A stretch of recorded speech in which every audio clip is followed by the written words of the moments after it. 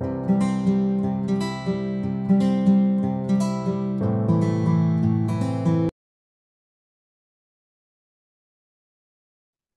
à toutes les clés, donc vraiment, vraiment merci pour tous ceux qui nous suivent, qui mettent des pouces, qui partagent les vidéos. Donc aujourd'hui, ça va être la suite un petit peu. J'avais envie de partager avec vous certaines informations essentielles, puisque vous savez que pour nous, ce qui est important, c'est le mot-clé, hein. Vous êtes des clés. Pourquoi je vous appelle gentiment comme ça? C'est parce que on travaille avec la conscience, on travaille avec les libérations de la conscience, avec l'essence d'une personne, c'est-à-dire qui nous sommes réellement sur tous les plans. Et le but étant la souveraineté. C'est pour ça que je dis les clés.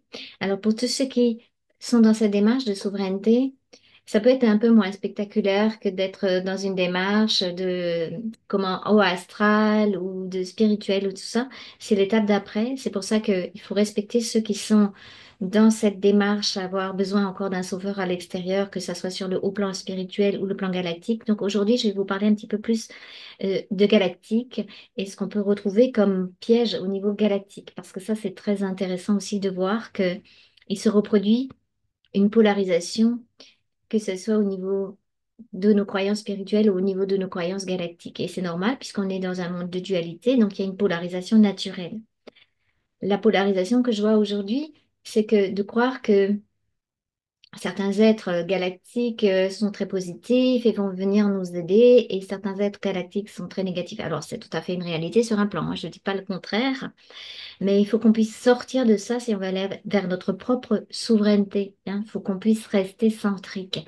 Et comment ne pas se faire piéger par ça? C'est déjà pouvoir regarder, est-ce qu'on a envie d'un sauveur galactique? Est-ce qu'on a envie qu'il vienne nous contacter? Est-ce qu'on a envie qu'il vienne nous aider, nous guider, nous donner un coup de main? Alors, si on a envie de ça, ça veut dire que déjà, on est en train de redonner une partie de notre pouvoir à l'extérieur, à ces êtres. Et vous savez que c'est quand même assez tordu, la dualité, hein, parce que c'est toujours, que ce soit positif ou négatif, c'est pas centrique, c'est pas réel et c'est pas dans cette souveraineté de qui nous sommes. N'oubliez pas que le petit humain est déjà un être galactique, en réalité, hein, pour ceux qui, en tout cas, qui nous suivent, qui ont déjà la conscience de l'esprit reconnecté et qui sont en train de marcher sur cette fameuse fusion solaire vers cette unité, cette centricité, nous sommes déjà multidimensionnels, nous sommes déjà des êtres galactiques. Et le but de tout ça, c'est de ne pas se laisser englober par ceux qui ne sont pas venus en incarnation. Parce que un être galactique est venu en incarnation dans un corps physique humain sur la Terre, on a dû descendre. Et lors de la descente, on a perdu de l'énergie en cours de route pour pouvoir accéder à cette fameuse matière. Et c'est cette perte d'énergie qui a créé ce fameux monde astral où se promènent des consciences galactiques de deux polarités, on va dire comme ça aussi.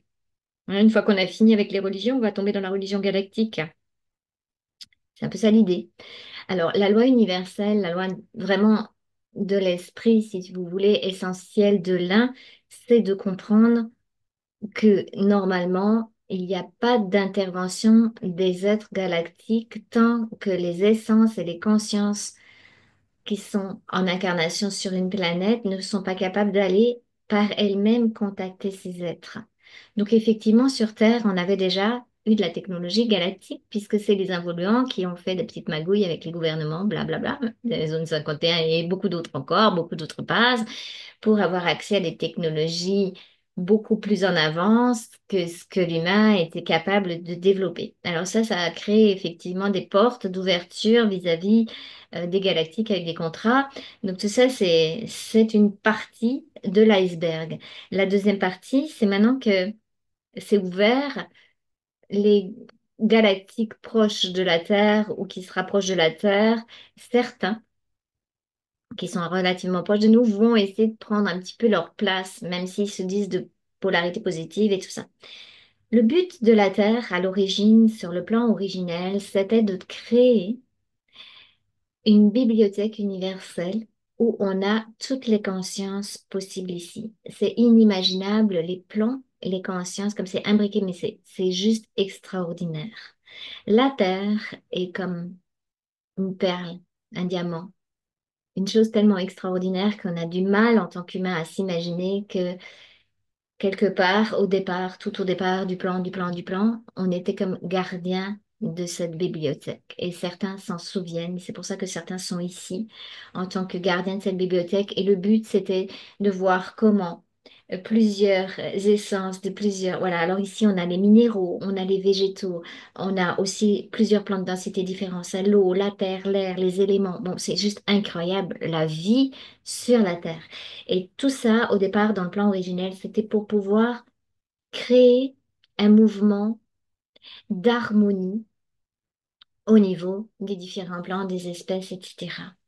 Comment on peut réharmoniser pour faire un orchestre, mais vraiment multidimensionnellement magique, on va dire comme ça, qui chante sur tous les plans en relation avec une nouvelle capacité de réharmonisation de nos consciences en relation avec différents corps, les minéraux, végétaux, animaux, les êtres de la nature peut-être, les humains, etc. Hein, donc on est un petit peu sur Terre avec toutes ces possibilités multidimensions déjà ici. Et après, on a encore des multidimensionnalités qui vont nous relier nos essences propres à ce qu'on a vécu et ce qu'on est dans d'autres parties de nous-mêmes en incarnation sur des plans de densité plus élevés.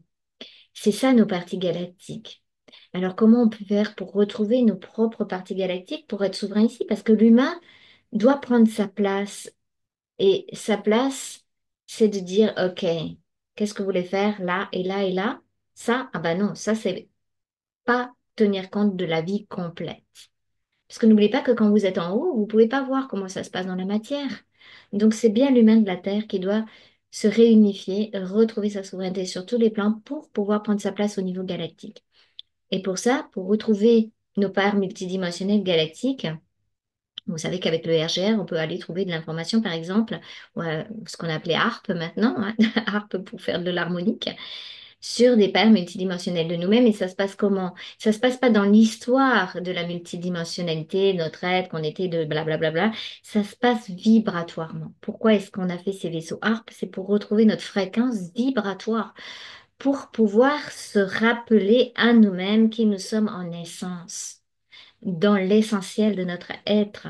Et c'est cette force intérieure, cette volonté d'être ici, unifié et multidimensionnel, c'est une grande force de feu qui va nous permettre de regarder des aides galactiques qui arrivent avec de la technologie tellement supérieure, on va être en guillemets à la nôtre, dans les yeux et dire non mais oh, pas ça ou ça. Hein, de pouvoir être dans le discernement, parce que sinon on va être, pardon, englobé par les galactiques.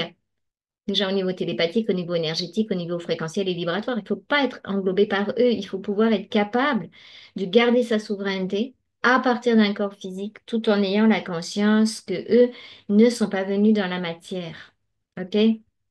C'est très délicat.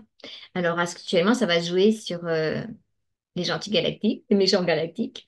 Quelque part, quand on cherche à savoir qui nous sommes sur les autres plans, nous avons déjà accès à ces parts-là et les parts de nous-mêmes qui sont déjà des parts d'origine galactique, un peu, par exemple, pour moi, j'ai plusieurs parts galactiques, évidemment, donc ça, je l'ai vécu au niveau fréquentiel et vibratoire.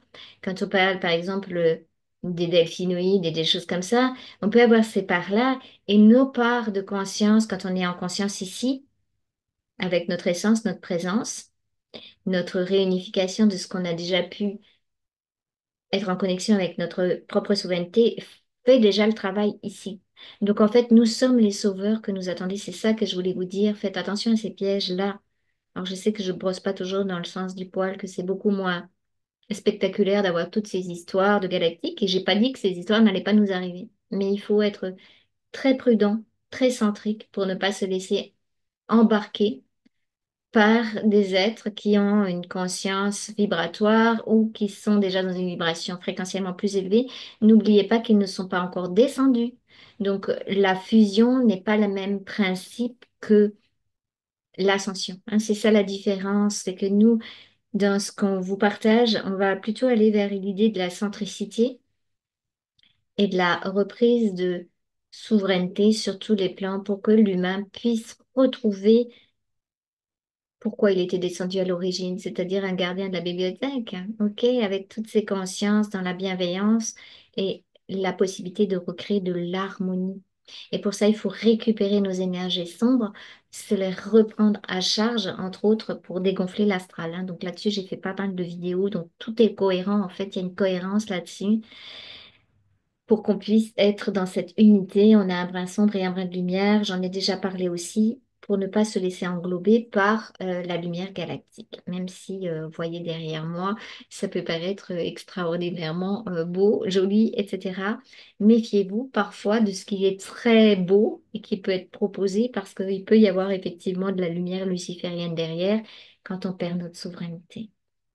Voilà, c'est ce que je voulais vous dire. Donc, si cette vidéo vous a plu, n'hésitez pas à partager. Et si vous êtes en route vers votre reconnexion, entre guillemets, galactique vis-à-vis de vous-même, il y a toujours possibilité avec Amon de regarder ça en session ARP pour que vous ayez la conscience de votre propre fréquence galactique à l'intérieur. Merci à tout le monde. Belle journée à tous.